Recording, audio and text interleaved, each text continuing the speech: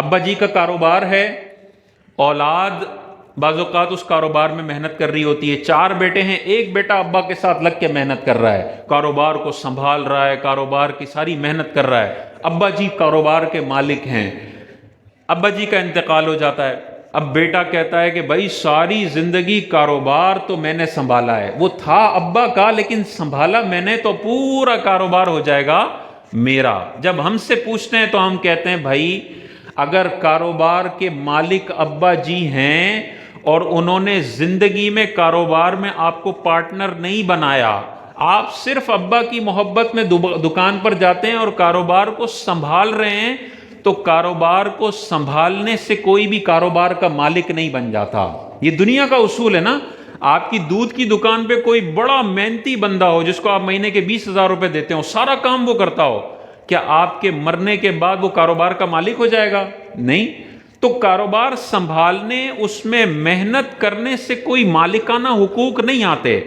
تو بعض اوقات بچہ یہ سمجھ رہا ہوتا ہے کہ چونکہ ساری زندگی میں نے ابا کے ساتھ محنت کی ہے، باقی 2 بچے تو کر نہیں رہے تھے، تو کاروبار کا پورا مالک میں ہوں۔ یاد رکھیے وہ مالک نہیں ہے، اگر ابا نے زندگی میں اس کو پارٹنرشپ نہیں دی ہے وہ مالک نہیں ہے، وہ کاروبار ابا کا ہے، سارے بہن بھائیوں میں اور بیوی میں اسی حساب سے بٹے گا جو قرآن میں حصہ موجود ہے۔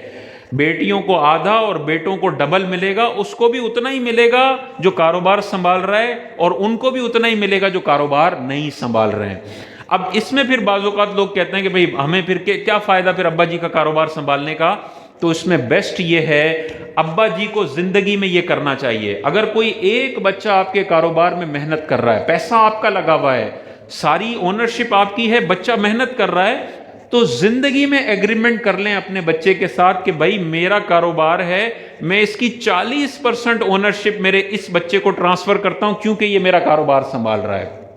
پھر ابا جی کا انتقال ہوتا ہے، بیسٹ ہو جائے گا کہ 40% کاروبار کا مالک بیٹا ہے، 60% کے مالک ابا جی ہیں، اس 60% کو ڈسٹریبیوٹ کیا جائے گا بقیہ ورثہ میں، اور اس میں اس بچے کا حصہ بھی ہوگا جو 40% کا مالک ہے۔ تو بعض اوقات ابا جی سمجھ رہے ہوتے ہیں یار یہ سنبھال رہا ہے ٹھیک ہے، بھائی زندگی موت کا کوئی بھروسہ نہیں ہے، اپنے بچوں کو ان جھگڑوں کے اندر چھوڑ کے نہ مریں۔ ہمارے پاس پھر آتے ہیں دونوں بھائی دست و گریباں ہوتے ہیں، ایک دوسرے کو مار رہے ہوتے ہیں، وکیلوں کے پاس جا رہے ہیں اور جج کے سامنے کیس کیے ہوئے ہیں، دولت کے چکر میں دونوں خونی بھائی جائیداد اور 2 ٹکے کے مال کے لیے آج عدالت کے اندر جا کر جج کو صفائیاں دے رہے ہیں کہ یہ چور ہے اور وہ کہتا ہے یہ میرا بھائی چور ہے۔ تو بعض اوقات ماں باپ خود بچوں کے لیے اس طرح کی آزمائش کھڑی کر کے مر جاتے ہیں۔ زندگی میں کر دیں بھائی،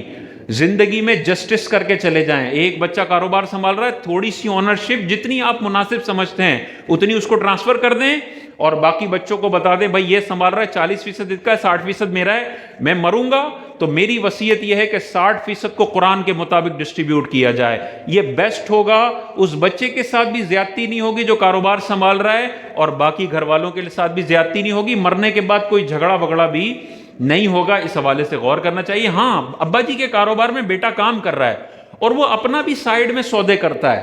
یعنی خود بھی مال لیتا ہے اور خود بیچتا ہے، اس کا منافع بیٹے کا ہی ہوگا،